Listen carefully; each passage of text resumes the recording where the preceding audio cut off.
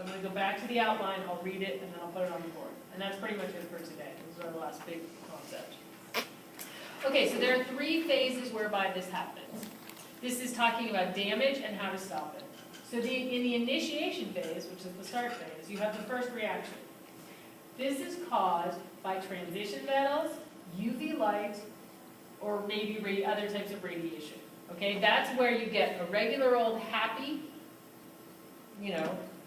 hydrocarbon chain, and then the hydrogen pops off and we've got an extra electron hanging out somewhere.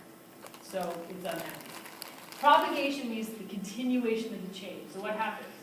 A radical from reaction 1 interacts with the oxygen. In reaction 3, this becomes, now you've got an oxygen, it reacts with another chain of hydrocarbon to form a fatty acid hydroperoxide. I'm going to put it on the board. And then at the end, how do you stop it?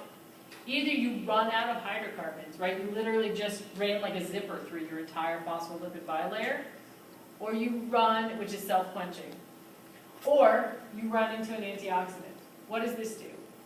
The antioxidant creates a free radical, which is a relatively non-reactive compound compared to other free radicals, and also interacts more readily than these polyunsaturated fatty acids.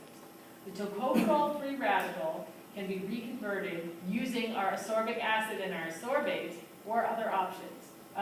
We're going to stick with the ascorbic acid option. The ascorbic acid options. I don't know if that's what I said, but that's what I meant. Okay, so esters, the esterified versions, can't function as antioxidants. You have to break them down and then leave them as free alpha tocopherol so that they can work.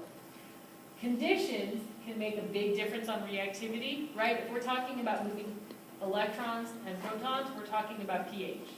We're talking about what other molecules are floating around so that we have those H's and electrons free to move. Alpha tocopherol is very effective at very low concentrations.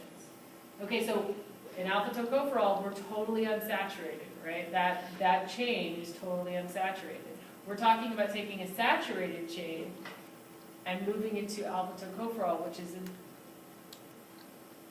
taking an unsaturated chain, which is on the PUFAs, and moving it to a saturated chain so that it can absorb those free radicals so that that chain stops breaking apart. So let's put it on the board.